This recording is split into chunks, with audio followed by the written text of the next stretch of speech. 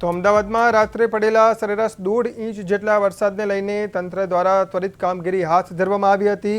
વરસાદી પાણીનો નિકાલ કરવાની કામગીરી ઝડપથી પૂર્ણ કરવામાં આવી હતી। જોકે અંડરપાસમાં પાણી ભરાઈ રહેતા સાવચેતીના ભાગરૂપે 3 અંડરપાસને થોડા સમય માટે બંધ કરવા પડ્યા હતા।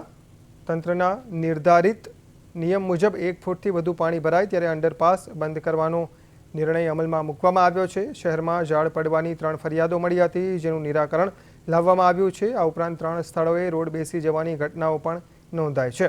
ખાસ કરીને ત્રાગડ વિસ્તારમાં પાણી ભરાવાની જે સમસ્યા સર્જાઈ હતી, ત્યાં અમદાવાદ મહાનગરપાલિકાની ટીમ દ્વારા ત્વરિત પહોંચીને કામગીરી હાથ ધરવામાં આવી હતી। આ વિસ્તાર ગાંધીનગર મહાનગરપાલિકાની હદમાં આવતો હોવા છતાં નાગરિકોની મુશ્કેલીને ધ્યાનમાં રાખીને અમદાવાદ મનપા દ્વારા સહયોગ આપવામાં આવી રહ્યો છે। વહીવટી મર્યાદાઓને કારણે થોડી સમસ્યા સર્જાઈ હતી, પરંતુ પાણીના નિકાલની કામગીરી યુદ્ધના ધોરણે ચાલુ કરાઈ હતી।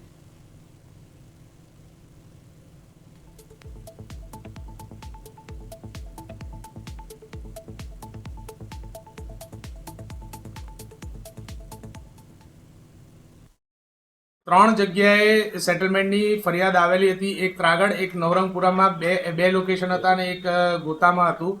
એમાં કોર્પોરેશન દ્વારા તાત્કાલિક વેટમિક્સ નાખી અને રોડ મોટરેબલ કરવામાં આવેલો છે।